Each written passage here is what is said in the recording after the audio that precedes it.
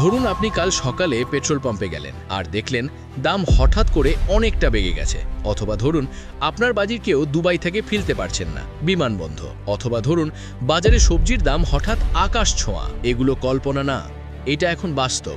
Iran আর ওমানের মাঝখানে একটা সরু সমুদ্র পথ আছে, তার নাম হরমুজ প্রণালী। এই জায়গাটা মাত্র ৩৩ কিলোমিটার চওড়া, কিন্তু এই ছোট্ট পথ দিয়ে প্রতিদিন বিশ্বের মোট তেলের ১/৫ যায়।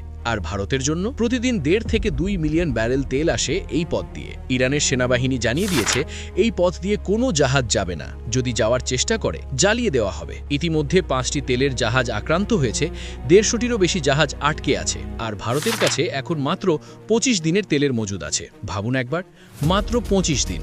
এবার বলি বিমানের কথা। দুবাই, দোহা, আবুধাবি, এই ৩টি বিমানবন্দর ভারতের ৪০%-এরও বেশি আন্তর্জাতিক যাত্রী পরিবহন করে। এগুলো এখন কার্যত বন্ধ।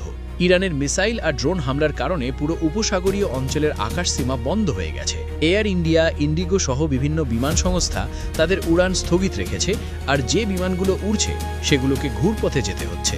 ঘন্টার পর ঘন্টা বেশি সময় লাগছে, ফলে টিকিটের দামও বাড়ছে। মধ্যপ্রাচ্যে থাকা লক্ষ লক্ষ ভারতীয় যারা দেশে ফিরতে চাইছেন, তারা বিমানবন্দরে আটকে পড়েছেন। এখন আসি সেই কথায় যেটা আপনি সবচেয়ে বেশি জানতে চান। এই যুদ্ধ আপনার জীবনে কিভাবে প্রভাব ফেলবে? প্রথমত, পেট্রোল আর ডিজেলের দাম।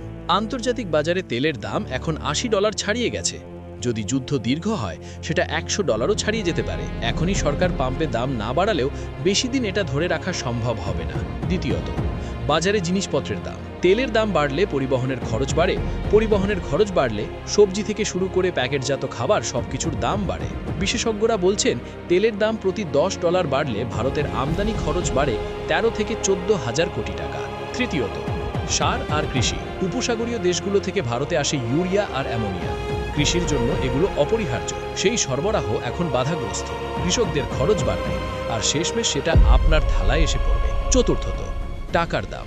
তেল আমদানি বাড়লে ডলারের চাহিদা বাড়ে, ডলারের চাহিদা বাড়লে টাকার দাম পড়ে, আর টাকার দাম পড়লে ইলেকট্রনিক্স থেকে রান্নার তেল সবকিছু আরও দামি হয়ে যায়। তবে একেবারে হতাশ হবার কিছু নেই। ভারত সরকার চুপ করে বসেনি। প্রধানমন্ত্রী মোদী নিজে মার্চ মাসের শুরুতে নিরাপত্তা বিষয়ক মন্ত্রিসভার জরুরি বৈঠক ডেকেছেন।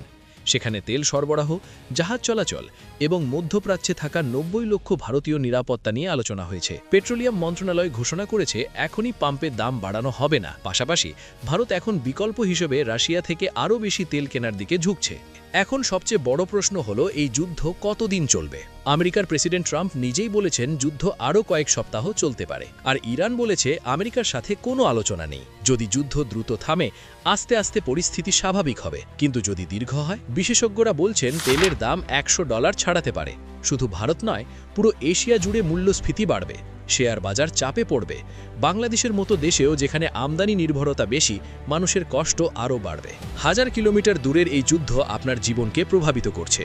পেট্রোল থেকে পেঁয়াজ, বিমান থেকে বাজারের ব্যাগ, সবকিছুতে। আপনি যদি মনে করেন এটা শুধু সরকারের সমস্যা, তাহলে ভুল ভাবছেন। এটা আমাদের সবার বিষয়।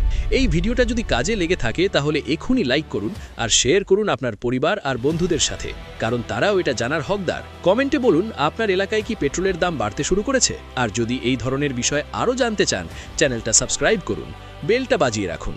দেখা হবে পরের ভিডিওতে।